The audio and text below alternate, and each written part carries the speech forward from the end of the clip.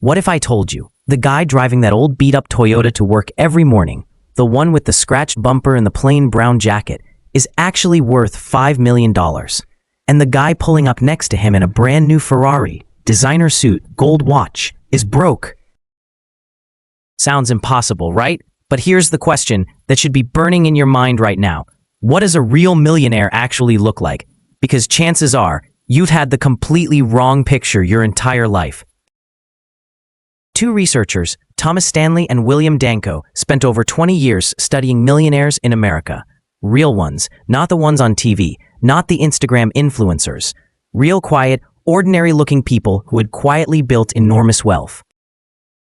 And what they found? It flipped everything we think we know about money completely upside down. This is the story of the millionaire next door. Let's go. Chapter 1. The Big Surprise. 0:45 to 2 minutes. Imagine you get a big chocolate cake for your birthday. Now, you have two choices. You can eat the whole cake today. Every single slice, icing, candles, and all. It feels amazing in the moment. Or you can eat one slice today, save the rest, and have cake for a whole week. Now ask yourself, which person ends up with more cake in the long run? That's the entire foundation of this book. Stanley and Danko went door to door, invited wealthy people to focus groups, and studied their spending. They expected to find people living in huge mansions, wearing luxury watches, driving sports cars. Instead, most millionaires lived in ordinary neighborhoods. They drove regular cars, often second-hand. They wore normal clothes. Their neighbors had no idea. The researchers called this phenomenon simply the millionaire next door. The wealth wasn't visible. It was hidden, quietly stacked up, year after year, while everyone around them was busy spending their money trying to look rich. And here's the question you should be sitting with right now. Are you building wealth, or are you just building the appearance of wealth? Because those two things, they are not the same. Chapter 2. Income versus Wealth. 2 to 3:15. Let's talk about two cousins. Call them Jake and Mark. Jake earns £200,000 a year. He's a doctor. Big salary. He drives a BMW, lives in a huge house in an expensive neighborhood. His kids go to private school. He takes luxury holidays, and he wears a Rolex. Sounds like a millionaire, right? But at the end of every month, after the mortgage, the car payments, the school fees, the holidays, and the dinners out, Jake has almost nothing left over. Now meet Mark. Mark earns £70,000 a year. He's an electrician. He drives a 5-year-old Ford. He lives in a modest house. He packs lunch. He doesn't care about brand names, but every single month, Mark saves and invests a solid chunk of his income. He has been doing this for 20 years. Who do you think has more money in the bank? Mark does, by a mile. This is one of the most powerful lessons in the entire book. Income is not wealth. Wealth is what you keep, not what you earn. A river doesn't become a lake just because a lot of water flows through it. It becomes a lake when the water stays. Your bank account works the same way. Chapter 3. The 7 Traits of Millionaires. So Stanley and Danko didn't just say millionaires are different. They identified exactly how they're different. 7 specific traits. Let's break them down, fast and simple. Trait 1. They live well below their means. Think about a bucket with a small hole in the bottom. Even if you pour in a lot of water, it will slowly drain. Most people's finances are like that leaky bucket. Money comes in and money flies right back out. Millionaires, they seal the leaks. They spend less than they earn. Not just a little less, a lot less. Trait 2. They spend their time, energy, and money efficiently. Millionaires are almost obsessive about budgeting. They know where every pound goes. They plan. They track. Here's a shocking stat from the book. The average millionaire spends nearly twice as much time each month planning their finances compared to the average person. Are you planning your money or just hoping it works out? Trait 3. They believe financial independence is more important than displaying high social status. This is huge. Most people buy things to impress other people. A flashy car, designer trainers, the latest phone, not because they need it, but because of what other people will think. Millionaires, most of them genuinely don't care about impressing people. In the book, One millionaire was asked why he still drove an old pickup truck worth a few £1,000s. His answer? Because it gets me from A to B, and I'm not trying to impress anyone. Trait 4. Their parents did not support them financially as adults. This one surprises people. The majority of real millionaires did not receive large gifts or inheritances. They built it themselves. And here's something fascinating. The book actually shows that kids who receive large amounts of money from their parents often end up with less wealth because they never develop the discipline to build it themselves. Trait 5. Their adult children are economically self-sufficient. Millionaires raise children who can stand on their own feet. They teach them the value of work, saving, and discipline, not just how to spend money.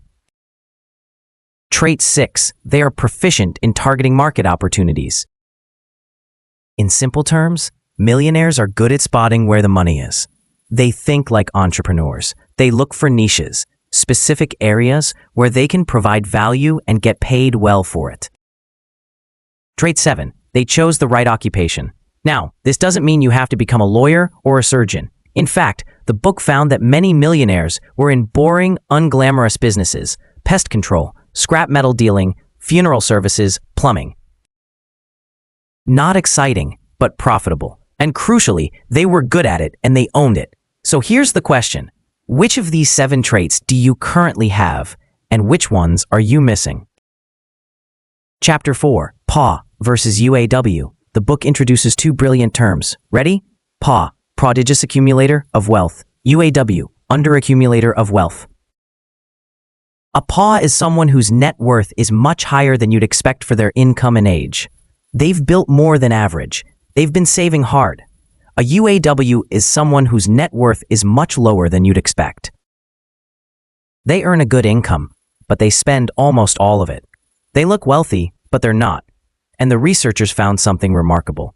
Many high-income professionals, doctors, lawyers, executives, were actually UAWs, big salary, tiny savings.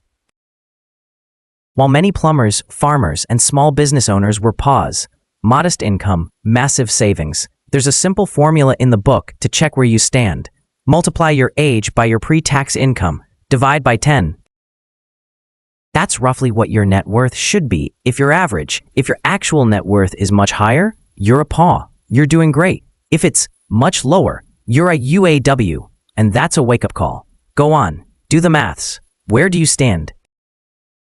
Chapter 5. The Trap of Looking Rich. Here's one of the most uncomfortable truths in the entire book.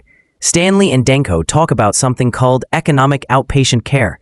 Imagine your parents send you money every month. They pay for your car. They help with your rent. They buy the kids' school clothes. It feels like support. It feels like love. But the book shows repeatedly that people who receive this kind of financial support from family almost always end up with less wealth, not more. Why? Because when money comes easily, people don't build the muscle of saving and discipline. They spend up to their income, and then a little above it because they know backup is coming. Now flip it around. Think about a tree that grows in harsh soil, with wind and limited water. That tree grows deep roots. The millionaires in this book grew deep roots. Nobody was propping them up, and that pressure made them builders. Here's the question. Are the comforts in your life helping you grow, or are they secretly keeping you small? You want to know what a real millionaire spends money on? The book surveyed thousands of them. The most popular car brand among American millionaires? Not Ferrari, not Porsche, Toyota. The most popular watch? Not Rolex, not Patek Philippe, a Seiko, often under £100. Most had never paid more than £400 for a suit in their life. Most cut coupons. Most compared prices before buying. Most could tell you exactly what they spent on groceries last month. And yet, they were millionaires. The secret isn't complicated. It just sounds boring. Spend less than you earn. Invest the difference. Be patient. Repeat. That's it. No secret formula. No winning lottery ticket. No overnight success. Just 1,000 small, boring decisions made correctly, over and over, for years. So let's pull it all together. The millionaire next door is not who you think they are. They don't drive flashy cars. They don't live in mansions. They don't wear designer clothes to prove a point. They are the quiet ones, the patient ones. The ones who said no to the unnecessary upgrade. The ones who brought lunch from home. The ones who laughed politely when everyone else was trying to impress each other. And 20 years later, those quiet, boring, patient people are sitting on mountains of wealth, while the flashy spenders are still working, still stressed, still broke. The book ends with a simple but powerful idea. Wealth is not about how much you make. It's about how much you keep and how long you keep it. You don't have to earn a fortune. You don't have to win the lottery. You just have to decide, every single day, to be a builder, not a spender, to plant the tree, not eat the seed, to fill the lake, not just let the river run through. So here's the final question, the one I want you to carry with you today. Starting from tomorrow, are you going to live like you're rich, or are you going to become rich? Because those two things, they are never the same. If this hits you, please like and subscribe this channel for such amazing content.